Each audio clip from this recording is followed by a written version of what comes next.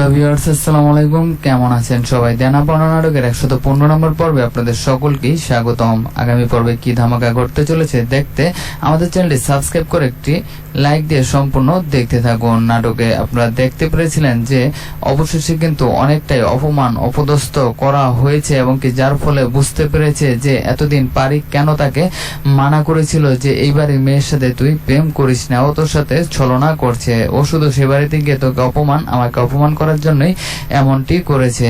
যাই হোক, অবশেষে তার বাবা মাও বুঝতে পেরেছে যে তারা অপমানিত হয়ে এসেছে, কিন্তু তাদের ছোট ভাই বলে রাখবে যে ভাই বাবা মায়ের কাছে গিয়ে অন্তত আমরা যে অপমানিত হয়ে এসেছি এই কথাটা বলিস না, বলবি আমরা অনেক ভালো মন্দ খেয়েছি, বোন আমাদের অনেক আদর করেছে, সে বাড়ির মানুষগুলো আমাদের অনেক সেবা যত্ন করেছে।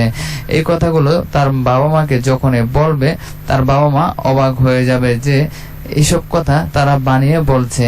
কারণ আমরা ভালো করেই জানি সেবারের মানুষ কখনো এমন আপ্যায়ন করে না, বিশেষ করে তোর বাবা অনেকবারই গিয়েছে, কেমন আপ্যায়ন করেছে সেটা সে ভালো করেই জানে। এসব বললে সকলের লজ্জায় কেঁদে দিবে, তা আপনারা দেখতে পারবেন। যাই হোক, নাটকটি খুব ভালোভাবেই জমে উঠেছে। নাটকটি অনেক বেশি দর্শক জনপ্রিয়তা পেয়েছে। আপনারা 30,000 লোক প্রতিনিয়ত নাটকটি দেখে থাকেন।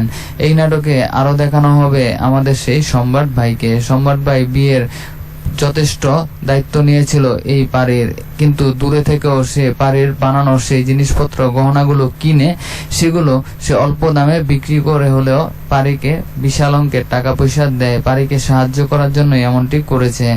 যাই হোক, সে এখান থেকে চলে যেতে চেয়েছিল এবং তাকে অনেক অপমান করার চেষ্টা করেছিল। তখন এই সম্রাট ভাই বলবে আমি তোমাকে সারা জীবনে সাহায্য করে যাব, তুমি শুধু আমাকে একটু সায় দেবে। যাই হোক, আগামী পর্বে ইরফান তার বাবাকে ছাড়ানোর জন্য নতুন তথ্য জানতে পারবে যে অন্যান্য লিঙ্ক থেরাপি হলে ছাড়ানো যেত, কিন্তু তোমার বাবার সাথে শত্রুতার জেরে এমনটি হয়েছে।